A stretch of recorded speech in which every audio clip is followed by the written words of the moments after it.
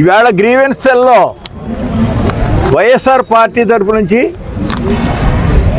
సముద్రంలో గల్లంత అయినటువంటి మత్స్యకారుల గురించి మరి రిప్రజెంటేషన్ ఇవ్వడం జరిగింది.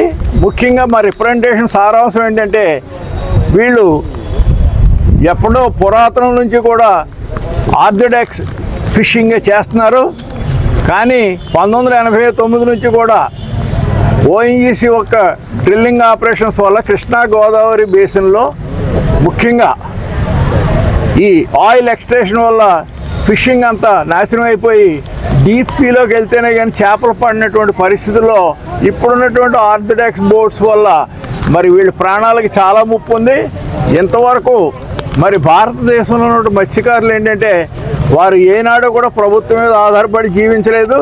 కానీ ప్రభుత్వం నుంచి ఏ విధమైనటువంటి సబ్సిడీ పథకాలు మన ప్రాంతంలో పొందనటువంటి దౌర్భాగ్య పరిస్థితిలో మరి ఉన్నటువంటి వారందరికీ కూడా ప్రభుత్వం చేయూత ఇవ్వాల్సిందిగా వైఎస్ఆర్ పార్టీ డిమాండ్ చేస్తుంది. ముఖ్యంగా ఈవేళ 1989 ONGC onshore offshore drilling operations వల్ల మరి ఫిషింగ్ అంతా నాశనం అయిపోవడం వల్ల ఉపాధి అంతా కోల్పోయినటువంటి ఫిషర్మెన్కి వారు మరి ఖచ్చితంగా జీవనోపాధి చూపించవలసిందే. వాళ్ళంతా కూడా భారతదేశం అంతా కూడా స్ప్రెడ్ అయినటువంటి అతిపెద్ద కులం భారతదేశంలో ఏదైనా ఉందంటే అది ఫిషర్మెన్ కులం. ఆ కులానికి మరి ప్రభుత్వ పరంగా అన్ని విధాల సబ్సిడీలు అందవలసిన అవసరం ఉంది.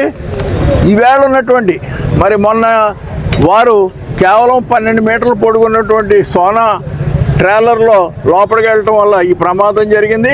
ఈ ప్రమాదంలో కూడా వాళ్ళు ప్రాణాలు కోల్పోయారని మేము అనుకోం. కానీ వారు ఇంటర్నేషనల్ వాటర్స్లోకి ఈ తుఫాను వల్ల కొట్టుకుపోవడం వల్ల వారు పట్టుకుని వారిని నిర్బంధించి ఉంటారని బంగ్లాదేశ్ని మేము అనుమానిస్తున్నాం.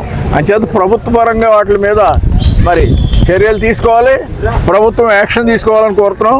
ముఖ్యంగా ఈ ట్రాలర్స్ విషయంలో 24 మీటర్లు ఉన్నటువంటి మరి ముఖ్యంగా మెటాలిక్ ట్రాలర్స్, అవి తైవాన్కి చెందినవి, సింగపూర్కి చెందినవి కూడా వాళ్ళకి పూర్తి సబ్సిడీ మీద ఓఎన్జీసీ సిఎస్ఆర్ ఫండ్ నుంచి డబ్బు ఇచ్చి వాళ్ళందరినీ కూడా మలేషియా, సింగపూర్, థైలాండ్ పంపించి వాళ్ళని ట్రైనప్ చేయవలసిందిగా కోరుతున్నాం.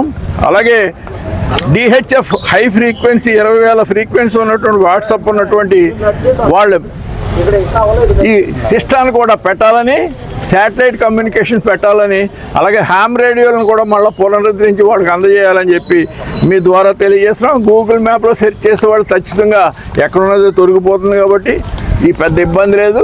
అంచేత మత్స్యకారులు ముఖ్యంగా ఉపాధి కోసం ఖచ్చితంగా సబ్సిడైజ్ లోన్స్ చేసి సిఎస్ఆర్ ఫండ్స్ నుంచి ఇచ్చి తీరవలసిందని వైఎస్ఆర్ పార్టీ ప్రధానమైనటువంటి డిమాండ్ అని మీకు తెలియజేస్తాం.